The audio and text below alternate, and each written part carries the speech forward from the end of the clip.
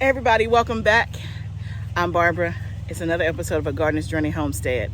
And if you can't tell by my look, y'all, it's hot out here today. I came out earlier this morning and did some harvesting of squash and cucumbers. First harvest of the summer garden. So I've waited some time and it's later in the day, but the greenhouse is still pretty warm, so it's actually a little bit cooler out here. But today we're gonna do some more harvesting. I'm gonna take you with me.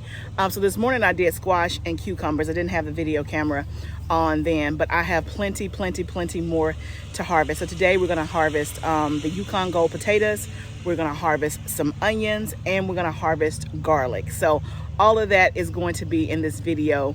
I'm so excited. For those that are new, I did do garlic last year for the first time, and I used slips from, not slips, but cloves from a friend who gifted me some.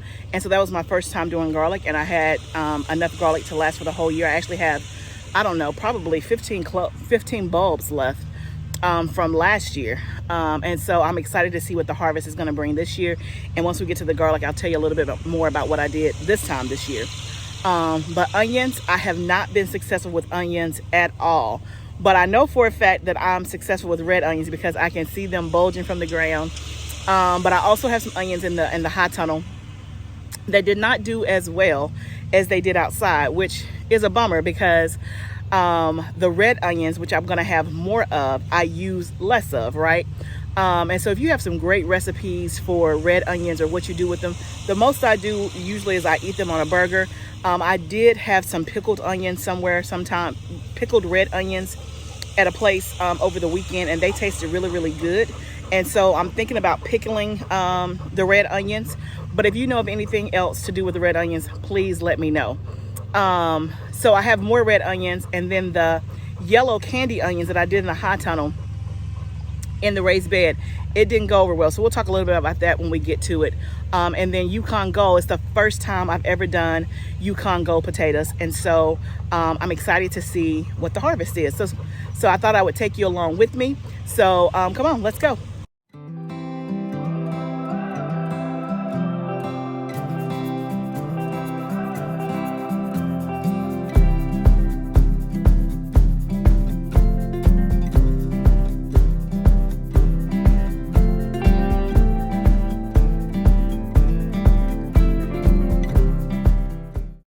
So we're going to start with the Yukon Gold bed. For those that have been watching me, you know I took you along with me when I planted these, and I'll link the video up top. But this is the bed of the Yukon Gold potatoes. You can see that the leaves have turned yellow. They're all kind of laying down, and so that's a sure sign that it's time to harvest. I did have a few flowers that showed up on a couple of these. So the three things that you want to look for is, one, the leaves are starting to yellow, you're getting flowers, and they're kind of like bent over. And so we're going to go ahead and harvest and see what we have growing underneath the ground. This is my first time, so not sure what to expect, but you guys are going to see it with me as I go for the first time. Now, this bed has ants in it, and so I'm a little nervous about, so I'm going to definitely, you guys know I don't wear gloves a lot like I'm supposed to, but I'm going to wear some gloves today because I was poking in this bed a few days ago, and I got bit by ants as I was looking to see what was there. So let me grab some gloves and we'll get started. So like I said, I was nosing around in the bed about a week ago, and these are the two potatoes that I pulled up when I got bit from the ants. So this was about 7 days ago. So I know there's some potatoes down there because there were these two down there. Again, they were on the small side, which again, I don't know if they're supposed to be bigger. And so I planted these in the ground. I think it was March. I have it in my notes. It was like the 1st of March. And it said it had an 85-day maturity, which day 85 was like June 6th. Today is like June, I don't know, 11th or so. So we'll start digging and see. I wonder if they've gotten any bigger, if they're all this size. And again, if you've done Yukon Gold potatoes, then let me know down below. But I'm anxious to see what's out there. So let's go see.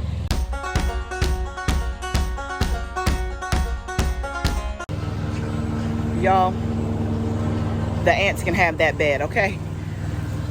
Y'all, I got bit up. Oh my goodness. Y'all saw me quickly head back towards the camera. The ants, I gotta go get some diatomaceous earth. Like, I can't even, I dropped my my tool in the bed. My husband would cut the grass now.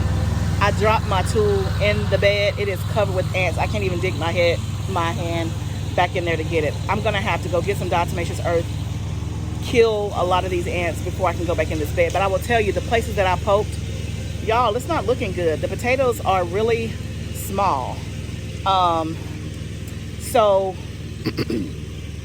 I may give it another couple of weeks and see what happens. Some of them are like brown, like dark brown, like almost like look if they're rotten, and then some are the perfect color, like the Yukon Gold, but just small. It's my first time, so I'm not quite sure. Again, it said 85-day maturity. I've reached that, but again, I'll let it go maybe another week or so, maybe a couple of weeks, and then just test again.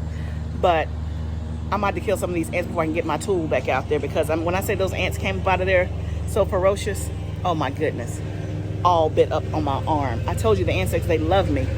I like gardening and all, but these fire ants, oh my goodness. Yeah, so I'm gonna move on to the onions. That's the best thing I know to do. But again, I don't know why the potatoes are looking like, some of them like real, like tiny, not even formed. Now, one thing that it may be is that I may have stopped watering too soon.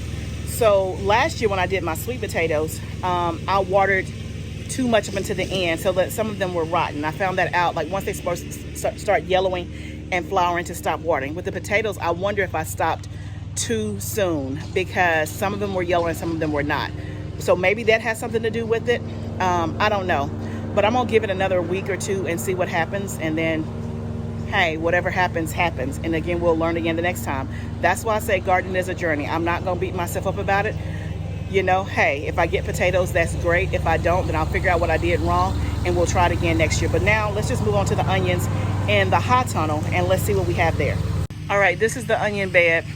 As you can see, and you'll be able to see a big difference when I show you the beds in the raised beds behind my house that were outside. These did not do great as all. I do have some onions. I see some into the ground. You can probably see a little bit closer there. But they didn't do as well. I'm not sure why. I don't know if it's the greenhouse effect versus being outside. Of course, it gets a little bit more humid. Well, a lot more humid in the hot tunnel. So I'm not sure. But anyway, I'm going to pull and see what I have.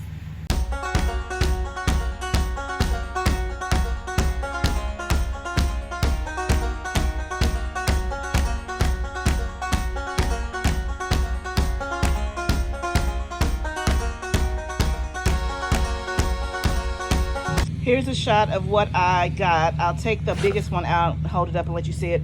Most of them are pretty small.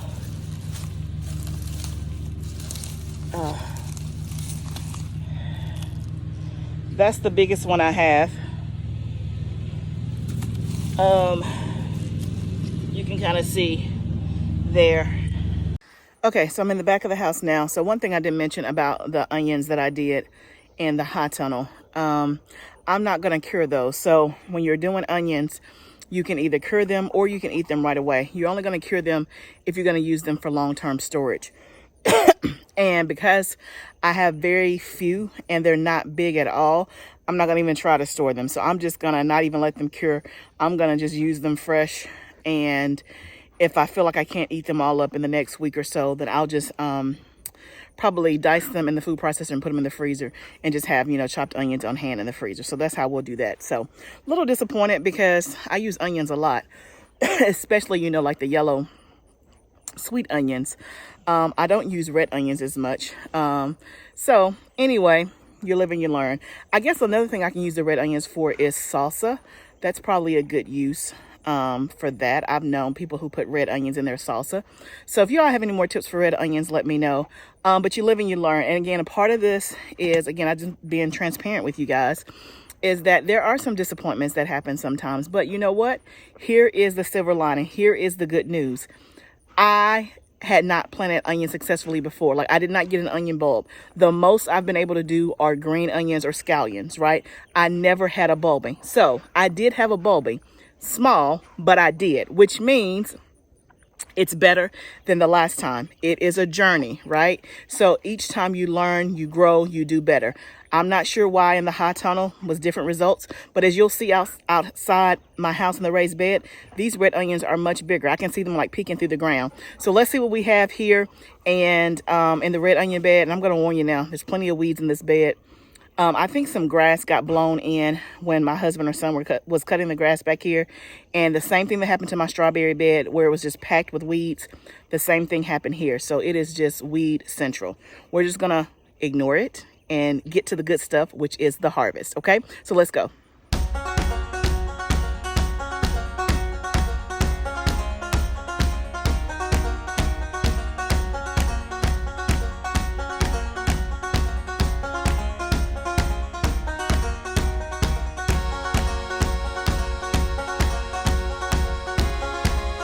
Hey guys, take a look.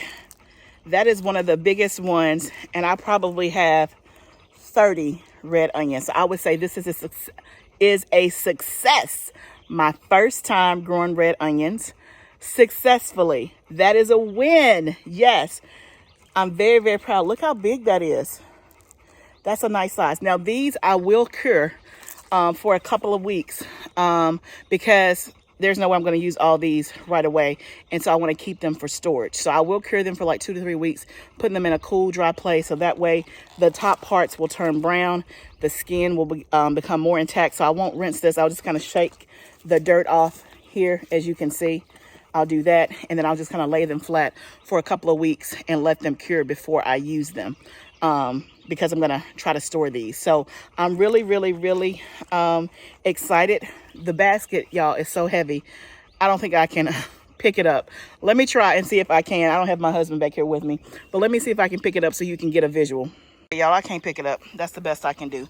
But you can see how many red onions I have. Of course, the green tops are all blended in, so it's not really doing it justice. But you can see a lot of red onions. Okay guys, so I'm proud of my red onions. I'm proud of my yellow onions, although they were smaller. And the potatoes, we're gonna wait a couple of weeks and see if I get anything. So we'll see what happens. I was gonna do the garlic on this video, but I think I'll just do the garlic later. I'm trying to get a couple of more things done before it gets dark and the garlic can just hang out another few days. I'm not nearly as pressed to go ahead and get that out of the ground. So I'll do that, and I'll probably just take you guys along with me when I do the garlic, more than likely, so you can see what the harvest is, since I did a different type of garlic this time. So I will show you that. And then also when I was pulling the red onions, I pulled up one leek. And it just reminded me, I left my leek back there on the ground. I pulled up one leek and it looked good. Now, everything I read about leeks said that the maturity was like 100 to 120 days. And I did them the same time I did the red onions, which were like an 85-day maturity. And so the onions are definitely ready. I pulled up a leek because they were looking really big. And it said when they're like 1 inch in diameter, that they would be ready. So I pulled up one. It looked like it was ready. But y'all, got 2 rows of leeks. I cannot process that today. And so I'm just going to leave the leeks in the ground and let them continue hanging out. We'll get those another day. But it was cool to see that I had one that looked really, really good. So we'll just let them hang out like maybe another couple of weeks or so. They'll be fine before we harvest those. I've harvested, y'all, onions today, squash and cucumbers that I didn't show you. And you know, like once you harvest it, either you got to eat it or you got to preserve it or give it away. Like those are really the 3 options, right? Eat it, preserve it, or give it away. Y'all, I have at least probably a good 30 squash from the very first harvest in one raised bed. At least 30. And I probably have like 20 cucumbers. If I can, I don't know how to pop pictures in here, but I will try to pop some pictures in here if I'm tech savvy enough to see if I can pop them on the screen while I'm doing the in the YouTube video so that you can see. And so yeah, I want to harvest nothing else, not today, until I figure out what I'm going to do with what I've already harvested. With the squash, more than likely, of course, we'll eat some of that this week. We won't be able to eat that much, but I'll probably just freeze the rest is what I'm thinking. And y'all, this is just the beginning. So I'll be thinking long term about how I want to do it. Last year, I didn't have as much because the squash bugs got it. I had maybe a couple of good rounds and that was it. So this is the first round, but I also have some in the outside garden as well. So I know I'll have more, and then I'm going to be starting some more squash in just a week or so, which I'm going to do a video about that, about succession planting. So yeah. So again, drop all your good squash recipes or preserving techniques. I think that I've seen people dehydrate. I need to figure out how that is. I'm a textures person, so if you've dehydrated squash, let me know. And then when you try to rehydrate it, can you saute it and cook it to eat as is, or you just put it in soups? I'm not a big soup person, so I don't see myself putting squash, like yellow squash, in like a vegetable soup. Like, that's not my thing. I don't like vegetable soup. So let me know if you've dehydrated it, and just can I saute it? Can I saute it, simmer it, saute it as I would if it was fresh out of the ground? Like, is it going to retain its color, its texture? That's what I'm trying to say. So yeah, let me know. So thank you guys for going on this journey with me today. It is a journey. Let's grow together. And if you like what you're seeing, please subscribe to my channel. Please share it with your family and friends. That is one of the best ways you can help me out. I'm trying to get to 1,000 subscribers. And so I am a couple of hundred away. So I would appreciate it if you would share the video and subscribe. Until next time, gardening is a journey. Let's grow together. I'll see you again.